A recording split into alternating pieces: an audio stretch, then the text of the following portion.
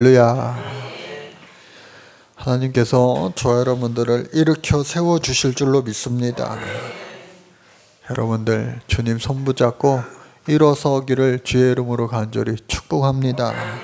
오늘 말씀의 제목은 한번 같이 따라해 볼까요? 부르심에 합당한 자가 되자.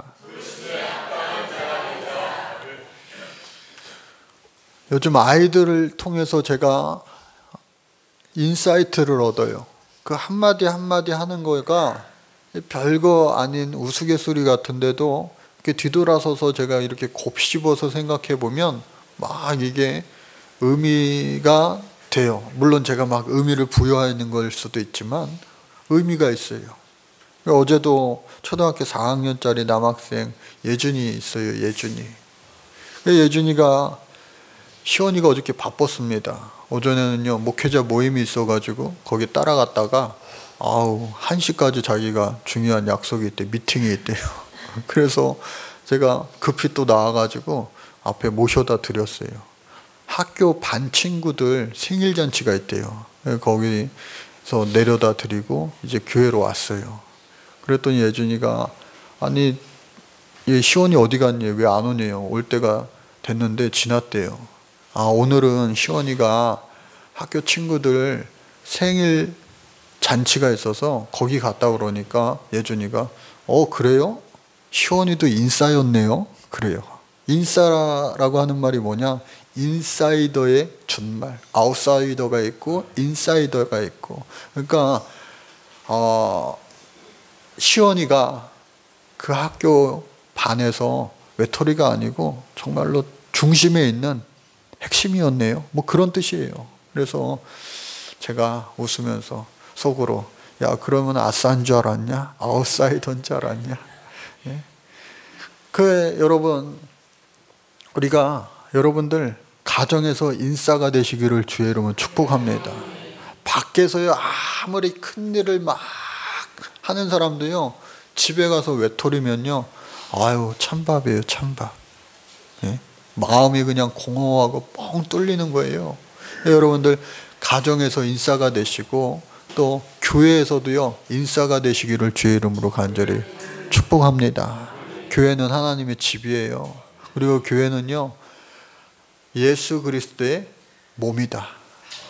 저 에베소서에 나와 있는 그 교회의 여러 가지 정의가 있지만 에베소서에 나와 있는 우리는 그리스도의 지체다. 그리스도의 몸이다 라고 하는 것, 그게 정말 가장 좋은 정의인 것 같아요. 여러분들 10손가락 중에 깨물어서 안 아픈 손가락 있습니까?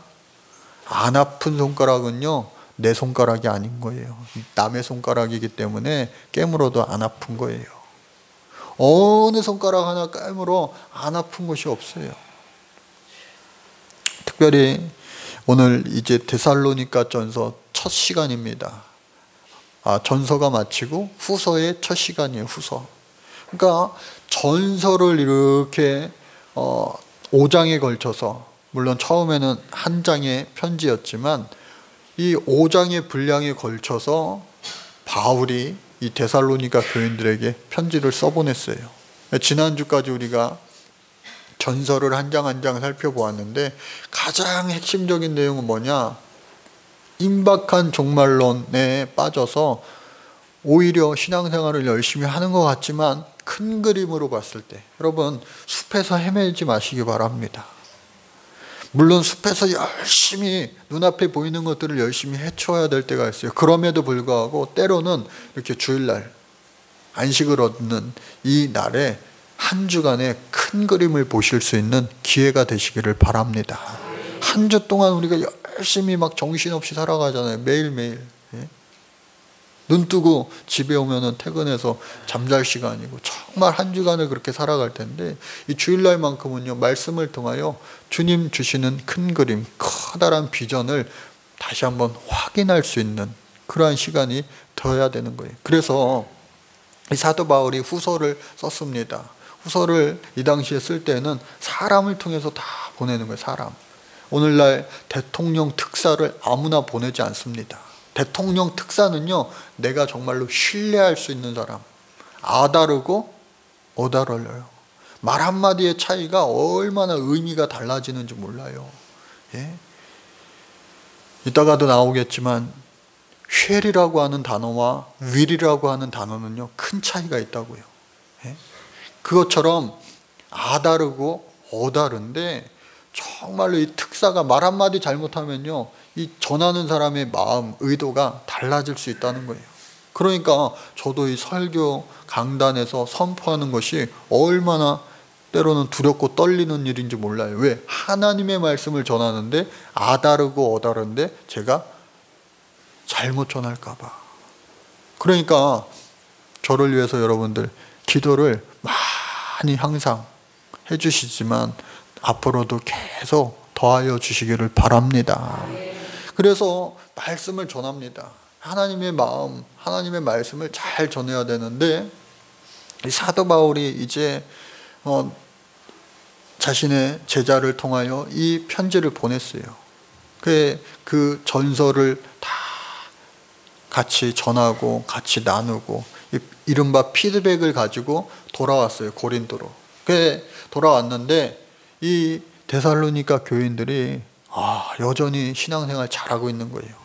이 전서와 후서는요, 약 몇 개월간의 시차가 있다고 그래요. 두 번째 쓴 편지에 그 시차가 1년이 넘지 않는다고 하는데, 그럼에도 불구하고 1년이면 짧지만 또 긴 시간이 될 수도 있잖아요. 그러니까 그럼에도 불구하고 당시에 모든 초대교회가 이 핍박받고 고난당하고 이 박해의 시대를 살고 있는데, 그럼에도 불구하고 신앙이요, 자라난 거예요. 할렐루야.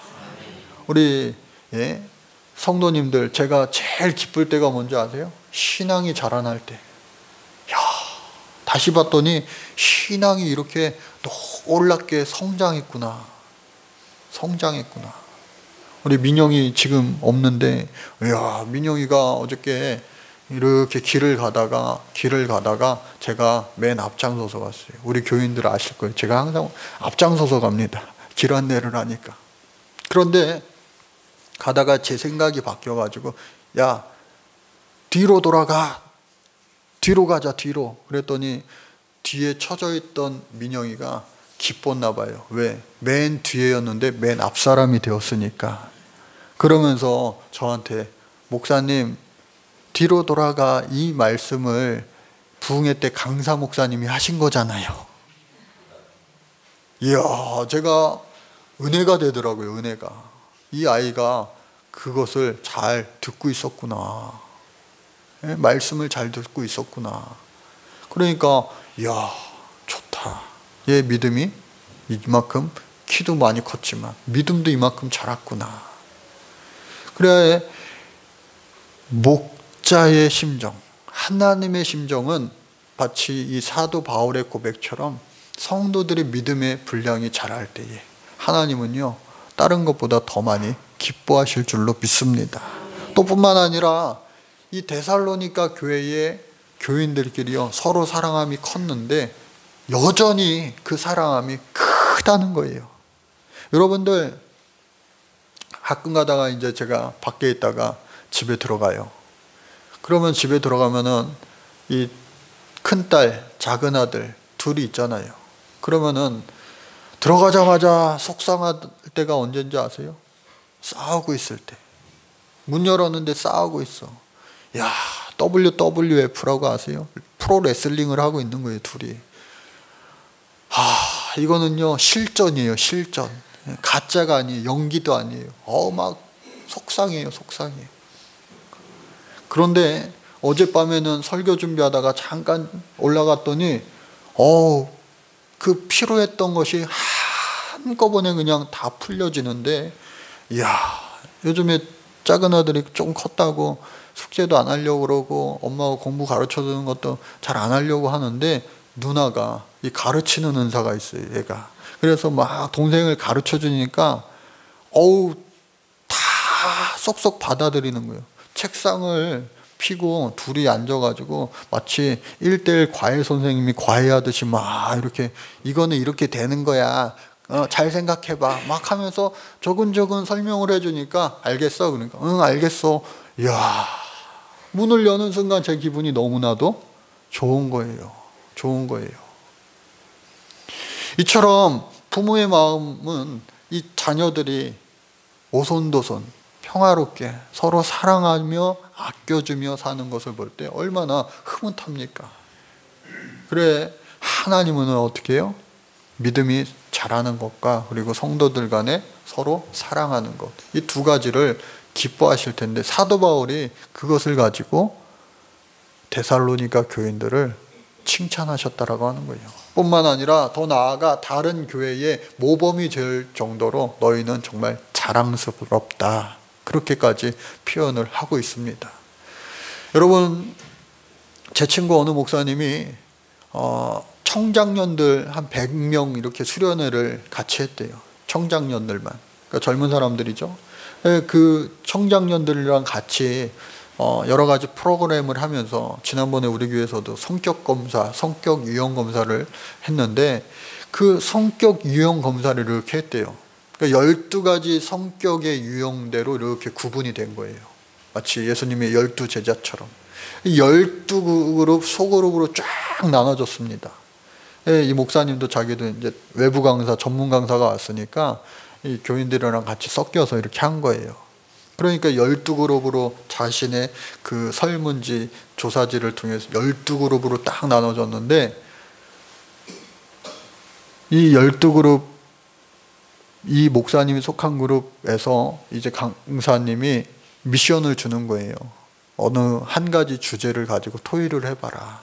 뭐 예를 들어서 쉬운 거죠. 어떤 음식을 좋아하냐, 뭐 산이 좋냐, 바다가 좋냐, 아니면 계곡이 좋냐, 뭐 그런 아주 일상적인 그런 질문을 가지니까 내 성격과 맞는 사람들, 비슷한 유형의 사람들이 모이니까 어떻게 해요? 너무 말이 잘 통하더라는 거예요. 처음 본 사람끼리도 맞아. 근데 말미쯤 가서 이 강사님이 준 미션 중에 하나가 뭐였느냐? 세상에서 제일 싫은 사람의 유형을 말해보라고. 그러니까 우물쭈물하다가 막 또 이제 비슷한 유형의 사람들끼리 막 얘기를 하는 거예요. 맞아. 아우, 그 사람들은 정말 난 왜 그러는지 모르겠다, 그 사람들은. 그래서 정말로 이 사람들이 싫어하는 사람의 유형을 여러 가지로 공통적으로 묶어서 특징을 딱 하니까 저쪽에 있는 다른 성격의 유형을 가진 그 사람들이랑 딱 정확하게 일치하더라는 거예요. 아, 맞아. 우리가 싫어하는 사람들은 바로 저런 사람들이야 했는데, 더 놀라운 건 뭔지 아세요? 그 성격의 유형을 가진 사람들이 우리도 제일 싫어하는 사람들의 유형을 말했을 거 아니에요. 그랬는데 그 목사님과 함께 있던 그 무리의 사람들, 그 사람들을 이쪽에서는요 제일 싫어한다고 그래요. 똑같이 서로 제일 싫어하는 사람들. 그러니까 어떻게 해요? 어느 개그 프로처럼 우리는 안 맞아. 응? 어느 부부가 그랬대잖아요. 목사님, 우리 교회 우리 부부는요 로또예요, 로또. 왜?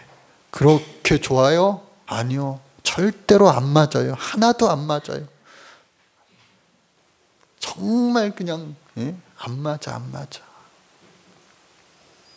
그런데 이것이 그냥 오다 가다 만난 사람들이 아니라 이 12가지 유형의 사람들이 하나의 교회 안에서 신앙생활을 하고 있는 그러한 사람들끼리 그것을 했다고 하는 거예요. 그러니까 옳고 그름의 차이가 아니라 다름의 차이다. 다름의 차이. 여러분, 우리의 색깔이 다 있습니다. 색깔이 다 있어요. 옷도 보세요. 다 색깔이 다르잖아요. 옷도. 똑같은 옷 입은 사람도 한 명도 없어요. 근데 교회는요, 이 색깔을 하나로 만드는 것이 아니라 무지개가 그 자신의 색을 가지고 조화를 이루는 것처럼 우리 교회도요, 아름다운 서로의 그 색깔을 존중해 주면서 이해해 주면서 나와는 다른 것이 틀린 것이 아니라 말 그대로 다른 것이다. 그래, 각자 나름대로의 다 장점이 있어요. 그 장점을 취하고요, 단점은, 그 사람의 단점은 내가 보완해 주면 돼요. 한번 따라해 볼까요? 장점은 칭찬해 주고 단점은 보완해 주자. 최악의 집단이 뭐냐? 장점은 무시하고, 그리고 장점은 깎아내리고, 단점은 막 부각시키고. 그게 최악의 집단이에요. 지금 오늘 우리나라 정치판이 그렇게 된 것 같아서 너무나도 속상한 거예요. 그러니까 어느 국회의원이 내년 선거에서 나는 불출마하겠습니다.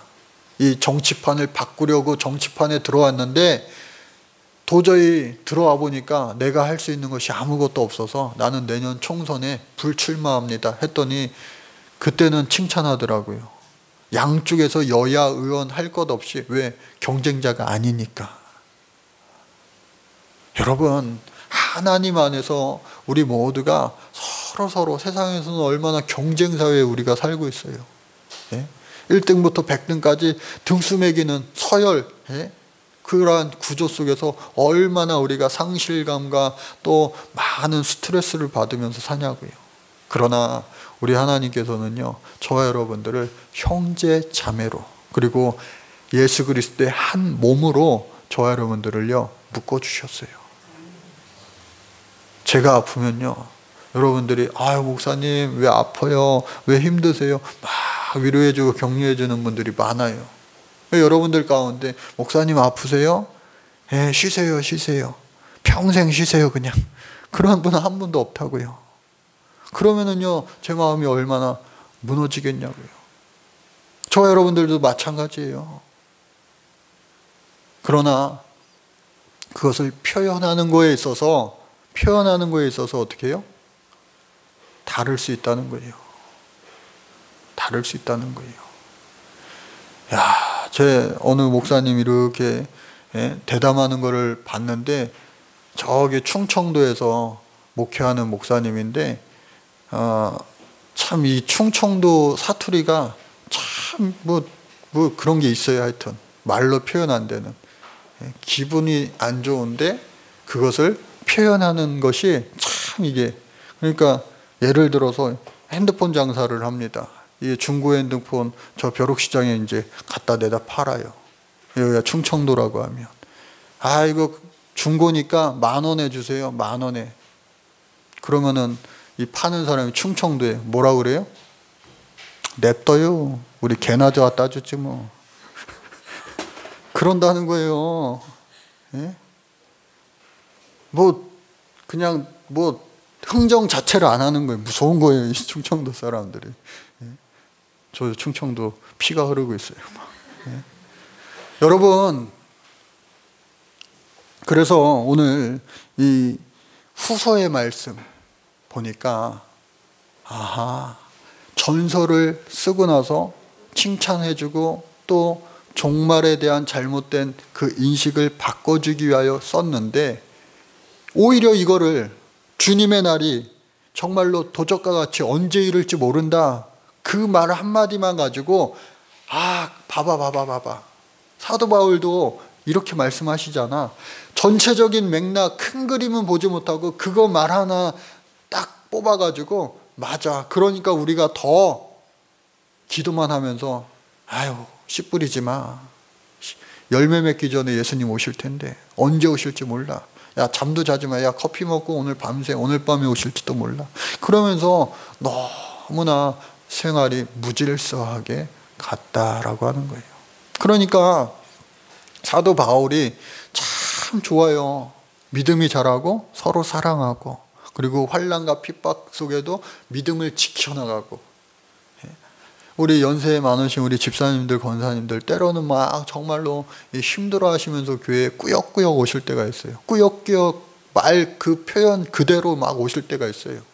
그러니까 저보다 이렇게 연세를 이렇게 해보면요, 저보다 곱하기 2를 해도요 제가 모자라요. 그런데도 막 일하시면서 열심히 막 오셔가지고 예배하시고 하는 모습이 얼마나 은혜와 감동이 되는지 몰라요. 그런데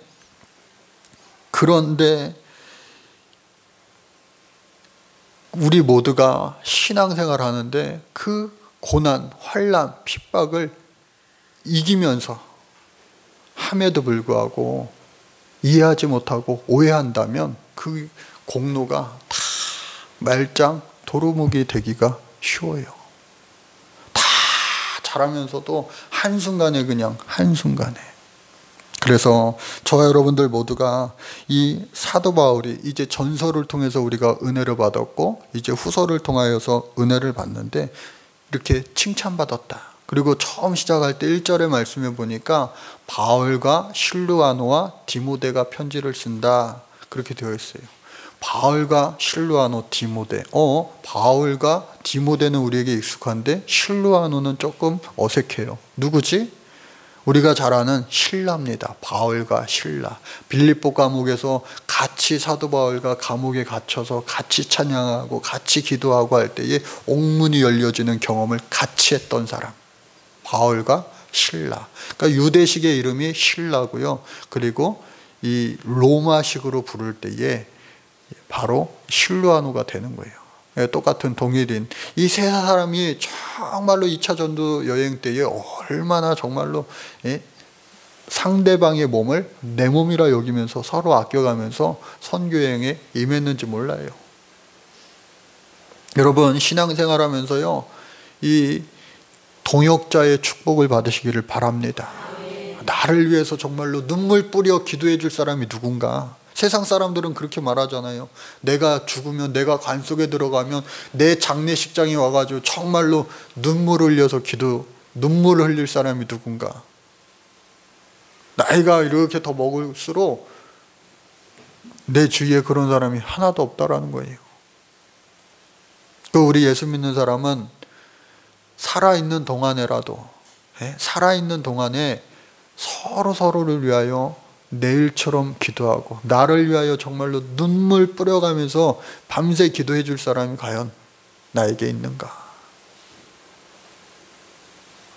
있다면요, 한 명이라도 있다면요, 여러분은 축복받은 사람들이에요. 거꾸로 내가 그런 사람이 지금 되고 있는가? 내가 그 누군가를 위하여 눈물 뿌려 기도하는 사람이 되었는가? 기도의 삼겹줄은 결코 끊어지지 않아요. 믿음의 삼겹줄은 결코 끊어지지 않습니다. 그러므로 이 세 사람이 2차 전도여행을 성공적으로 할 수 있었던 것처럼 저와 여러분들도요, 믿음의 순례길을 걷고 있잖아요. 우리 모두가 한 몸이 되었으니 서로가 어떻게 해요? 장점은 칭찬하고 또 닮아가고 또 단점은 내가 가리어주고 보완하고. 할렐루야. 그때 하나님이 우리를요, 칭찬해 주실 줄로 믿습니다. 칭찬은요, 축복으로 연결되는 줄로 믿습니다. 야, 부흥회로 은혜 가운데 잘 맞췄어요. 정말로 우리 매해마다 기대하고 기도하고 기다리게 되는 부흥회가 되는 것 같아요. 신앙생활 하면서 여러분들도요, 항상 기대하고 기도하고 그리고 믿음 가지고 기다리시기 바랍니다. 인내하시기 바랍니다. 첫날에 저는 은혜 많이 받았어요. 둘째 날, 셋째 날도 뭐 많이 은혜 받았지만, 목사님이 이 목회의 위기가 참, 인생의 위기가 크면 클수록 그것이 나중에 더 놀라운 간증이 되는 것 같아요. 부흥회 첫날 못 오신 분들 계신데, 이 목사님이요, 첫 목회지가 시골 꾸렁탱이로 갔어요. 정선. 21년 전에 강원도 정선에 산 넘고 막 산을 몇 번 넘어가지고 갔는데, 교회가 여기 있다면 집들이 그 마을에 30가구인데 우리 서울은 어때요? 위아래 집이 있고 양옆에 집이 있고 앞에 뒤에 다 집이 있고 창문 열면은 앞집 창문이라 그냥 인사할 판이잖아요. 근데 거기는요, 우리 집이 있으면은, 우리 교회가 있으면은 한 집 가려면은 제일 가까운 집이 한 5분 걸어가야 되는 거예요. 그것도 산길로 막 띄엄띄엄 있는 거예요. 띄엄띄엄. 그러니까 한번 정말 다니기도 힘들고 30가구 정도 되는데 뭐 10명이 교인 할머니들이고 또 초등학교 분교가 있는데 5명이 그 교회 다 다녀가지고 그 학교 그냥 다 100% 교인이고. 근데 새벽에 전화가 왔대요. 종종 우리 교회 목회할 때도 저도 새벽에 전화 받은 적이 몇 번 있어요. 깜짝 놀래죠. 근데 새벽에 전화가 왔어요. 뭐 새벽에 전화 오는 거 급한 일 아니고서 하겠냐고요. 가끔가다 애들이 뭐 잘못 누르는 것도 있겠지만. 네, 전화를 딱 받았는데 그 새벽에 큰일 난 거예요. 교회 권사님 그리고 아들, 40 넘은 아들이 둘이 같이 사는데 전화가 온 거예요. 네, 권사님이요 심상치 않은 거예요. 막 울며 불며 목사님 우리 집으로 빨리 와달라고 해가지고 뭐 어떻게 해요? 가야죠. 그래가지고 빨리 갔어요. 갔더니요 두 사람 사는 집에 분위기가 심상치 않은 거예요. 왜 그러냐고 여쭤봤더니 40 넘은 아들이 장가를 안 갔어요. 못 갔어요. 이렇게 맞선을 볼 때마다 퇴짜를 맞았대요. 그 이유가 뭐냐? 초등학교 졸업하고 이제 중학교 다니면서부터 좀 크니까 그 홀어머니를 도와서 농사일을 한 거예요. 강원도 그 구석에서. 그러니까 학교를 제대로 못 다녔어요. 그러니까 그 나이 먹도록 그냥 그 산골에서 어머니랑 같이 농사만 짓다 보니까 믿음이 없으니까 그것을 어느 순간 참고 또 참다가 이게 폭발한 거예요. 여러분 참을 인자가 어떻게 나왔느냐? 이 칼 인자 그리고 그 밑에 어떻게 해요? 마음 심자가 합쳐져서 참을 인자가 된 거예요. 우리가 흔한 말로 참을 인자 3번이면은 살인을 면한다라고 하지만 참고 그것을 계속해서 참을 때마다 해소를 잘 해줘야지 그냥 무조건 참기만 하면요 어느 순간 폭발하면 그게 더 무서운 거예요. 가끔가다 막 잔혹한 사건들의 주인공들이 평소에는 안 그랬는데 그럴 사람이 아닌데 그게 그거예요. 참고 어느 순간 한꺼번에 폭발하는 거. 이 아들도요 그것이 폭발했나 봐요. 바가지에다가 농약을 따라 놓고 엄마 때문에 내 인생 이렇게 다 망가졌으니까 나 죽어버리겠다고 막 마시려고 하니까 엄마가 그거 말리고 있는 거예요. 가니까 목사님이 왔는데 그거 어떻게 상황을 해결해야 되겠어요? 저라도 참 난감했을 것 같아요. 눈 뜨고 하나님 앞에 그 상황을 그대로 기도한 거죠. 하나님 이거 어떻게 해야 됩니까? 기도를 했으면요 여러분 응답받은 대로 순종하시기를 주의 이름으로 축복합니다. 순종할 때에 열매가 있게 될 줄로 믿습니다. 기도는 해놨는데 순종하지 않으면요 순종의 열매가 아니라 불순종의 열매가 돌아오게 돼 있잖아요. 아이 목사님 기도를 했는데 귓가에 뭐라고 응답이 왔느냐? 네가 먼저 먹고 네가 먼저 죽어라.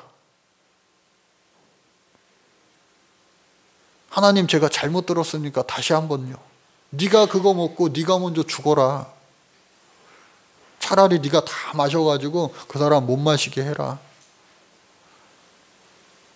2번씩이나 그 응답이 귓가에 들리니까 이거를 어떻게 해야 되나. 집에 지금 애기들도 있고 또 사모도 있고 이 처자식 다 자기 따라서 산골로 온 지 얼마 되지도 않았는데 이런 일을 겪게 하시니까 뭐 부모님 생각도 막 나고 그 짧은 시간에 모든 게 막 주마등처럼 영화 필름처럼 돌아가지 않았겠냐고요. 그러나 기도했으니 순종했어요. 그 농약을요 네가 먼저 먹고 네가 먼저 죽어라. 그 말씀에 순종해서 그 농약을 입에다가 갖다 대 마시는데 그 순간에 좀 많이 넘어갔대요. 많이는 아니고 좀 넘어갔겠죠. 근데 여러분 뉴스 보세요. 농약은요 조금만 먹어도 죽어요. 농약은요 사이다에 타서 뭐 이렇게 막 사건 사고 나기도 했잖아요. 육개장에 뭐 농약을 타가지고 먹었는데 사건이 나기도 하고. 조금만 먹어도 치명상을 입는 그 농약입니다. 아무리 농사를 짓지 않는 이 목사님도 그 사실을 모를 바 없어요. 근데 그것을 입에 갖다 대고 넘겨버리니까 이 농사 짓는 그 아들이 깜짝 놀래가지고 그거를 쳐가지고 입에 있는 걸 다 막 손가락을 집어넣어 다 토해내게 했다는 거예요. 잠시 잠깐 뭐 정신이 혼미했겠죠. 다 쏟아내고 나니까 감사하게도 다행히 정신을 차렸어요. 아니, 그 교회 온 지도 얼마도 안 되는 사람이 목사라는 이유 때문에 자기가 죽겠다니까 대신 죽으려고 한 그 상황이 얼마나 지금 이해가 가세요? 그러니까 그 아들이, 그리고 그 권사님이, 내 아들 대신해서 대신 죽으려고 했던 그 목사님, 그리고 그 목사님도 야, 내가 이러려고 목회했나? 셋이서 그냥 부둥켜 안고 엉엉 한참 울었다는 거예요. 무슨 설명이 필요합니까? 그냥 한참을 막 울었다는 거예요. 한참을 울고 나서 하나님 앞에 같이 기도해 보자고. 그리고 하나님이 불가능도 가능케 하시기 때문에 모든 일을 행하시는 분이기 때문에 결혼도 시켜주실 거라고. 기도하면서 이제 교회 나오고 열심으로 순종했어요. 근데 하나님이요, 놀랍게도 2달 만에 그분이 결혼할 여인을 만나고 결혼하게 해 주셨다고 하는 거예요. 여러분, 순종의 열매를 거두시기 바랍니다. 그래서 많은 고난과 환난과 핍박이 우리 삶 가운데 얼마나 많습니까? 얼마나 많은지 몰라요. 이것을 참고 하다가 폭발하는 인생 되지 마시고 이것을 잘 풀어나가셔야 돼요. 예수 믿는 사람들에게 어떻게 해요? 기도가 있어요. 기도. 기쁠 때 찬양하고 슬플 때 하나님 앞에 부르짖어 기도하는 거예요. 한나가 하나님 앞에 시간을 정해놓고 막 울며 불며 기도할 때에 야, 선지자마저도 쟤 왜 저래? 오버하는 거 아니야? 술 취했나 봐. 그러나 하나님만 바라보면서 무작정 매달려 기도할 때 하나님은요, 사무엘을 선물로 주신 줄로 믿습니다. 여러분, 아브라함이라고 하는 사람이 있어요. 아브라함 링컨. 링컨이라고 하는 사람 우리가 생각할 때에 뭐예요? 남북 전쟁을 통해 미국의 노예 해방을 이끈 대단한 대통령. 미국 사람들이 지금까지도 제일 존경하는 사람, 항상 매년 1위로 꼽히는 대통령, 아브라함 링컨. 근데 그 링컨의 인생이 얼마나 실패와 좌절과 고난의 인생이었는지 몰라요. 7살 때 초등학교를 1년밖에 다니지 못합니다. 9살 때에 어머니가 갑자기 돌아가셔요. 남의 집에서 일을 하면서 살았습니다. 19살 때에 어머니를 대신하여 어머니 역할을 해주셨던 친누나가 죽었어요. 세상에 홀로 남겨졌다라는 그러한 적막감을 아마 느꼈을 거예요. 22살에 빚을 얻어서 친한 친구와 동업합니다. 그런데 그 친구가 갑자기 또 죽어요. 그 빚을 다 떠안았어요. 30세까지 일하다가 또 28살에 정말 사랑했던 여인이요, 딴 남자한테 가버렸어요. 실연의 상처, 그 얼마나 또 큰지 몰라요. 또 30살이 되었을 때에 마음을 다잡고 어느 여인과 약혼을 했어요. 근데 결혼도 하기 전에 그 여자가 갑자기 또 죽고 말아요. 왜 이렇게 주변에 죽음이, 가까운 사람이 죽음이 많았는지 몰라요. 그러다가 33살에 결혼을 했는데 이 결혼이, 생활이 행복하지 못했어요. 얼마나 열등감이 심한 여자였는지 막 욕으로 퍼부었는 거예요. 욕으로. 여러분, 심리학 용어 중에 감정의 그랜드 캐년 원리라고 하는 게 있어요. 그게 뭐냐? 우리가 한계점이라고 하는 거 있어요. 저 여러분들 아이들도요. 아이들도요, 어느 순간 되면 뭐 화내고 짜증내고 울고 그래요. 조금 참을 수 있어요. 그냥 한계점이 있어요.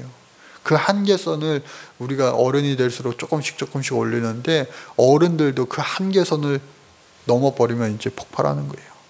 근데 이 원리에서, 이 심리학에서 얘기하는 거 뭐냐, 그 한계선이 폭발할 때에 반응하는 그 행동이나 생각이 한 번 그 물줄기를 트기 시작하면 그 계속해서 그 상황이 주어질 때에 그 물줄기대로 물이 흐르는 것처럼, 내가 한계선을 폭발할 때 우리 예수 믿는 사람 하나님 앞에 나와서 기도하는 거예요. 할렐루야. 기도하면 응답받는 거예요. 기도하고 순종의 열매 거두는 거예요. 그 아름다운 열매 거두는 선순환의 역사가 나타나는 거예요. 고난과 핍박이, 환난과 박해가 임할 때 기도하면서 도리어 그것이 큰 간증이 되는 거예요. 그런데 그거를 다른 방법으로 푼다면 그때마다 그냥 그 다른 방법으로 해결하는 거예요. 왜? 한 번 물줄기가 그렇게 형성이 되면 계속해서 그렇게 물이 흘러가는 거기 때문에. 그러니까 결국은 그 인생은요, 문제는 해결되지 않고 하룻밤에 스트레스를 풀려고 그냥 정신줄을 놔버리는 그러한 것에 빠지고 마는 거예요. 인생이 더욱더 피폐해지죠. 그렇기 때문에 저와 여러분들은 어떻게 해요? 하나님 앞에 기도하고 응답받고, 기도하고 순종의 열매 거두고, 그 선순환의 열매가 여러분들 우리 인생 가운데 풍성해지시기를 주의 이름으로 축복합니다. 그래서 이 사람이 링컨이요, 계속해서 낙선을 많이 했어요. 하원의원에 나왔는데 3번 다 낙선하고요. 그리고 41살 때에 사랑하는 아들이 4살 때에 죽고 말아요. 또 뿐만 아니라 43살 딸, 제 나이인데요, 1살짜리 아이가 죽고 말아요. 이제 돌된 아이가 죽고 말아요. 45살 딸에 상원의원에 출마합니다. 또 떨어져요. 또 49살에 부통령에 출마했어요. 또 떨어져요. 51세에 상원의원에 출마했어요. 또 떨어져요. 한 번을 안 돼, 한 번을. 그런데 결국 53세에 대통령이 되었어요.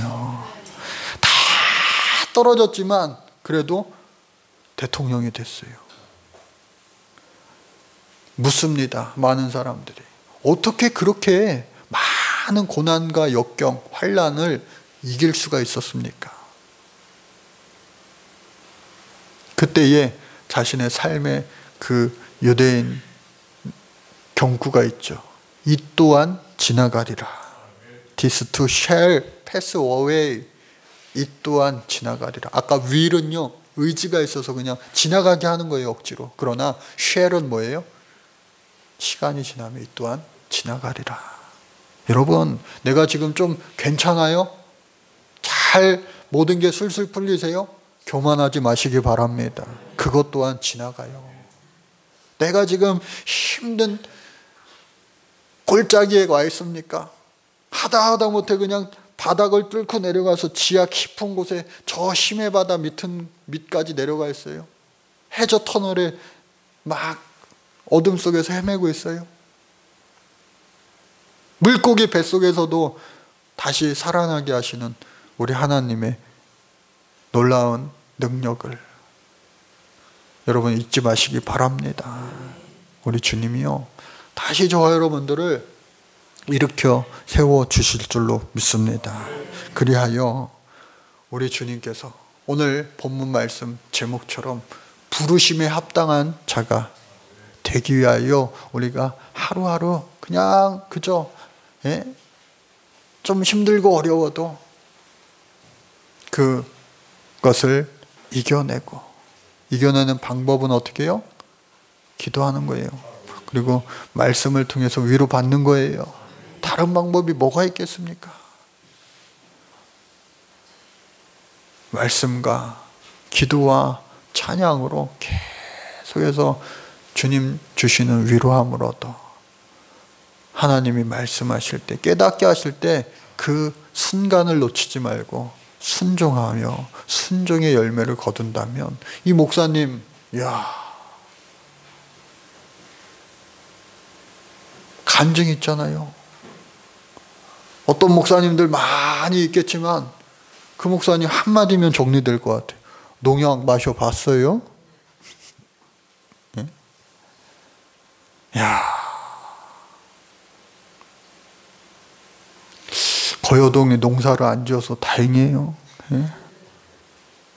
여러분, 정말로 우리가 부르심에 합당한, 하나님 저 여러분들 다 불러주셨는데 부르심에 합당한 자가 돼요. 그 부르심에 합당한 그 하나님의 영광과 그들에게 주어지는 그 영광을 그 마지막 날에 볼 수 있는, 누릴 수 있는 주인공 되시기를 정말로 간절히 축복합니다. 감사합니다, 주님. 저희들 간절한 마음으로 하나님 앞에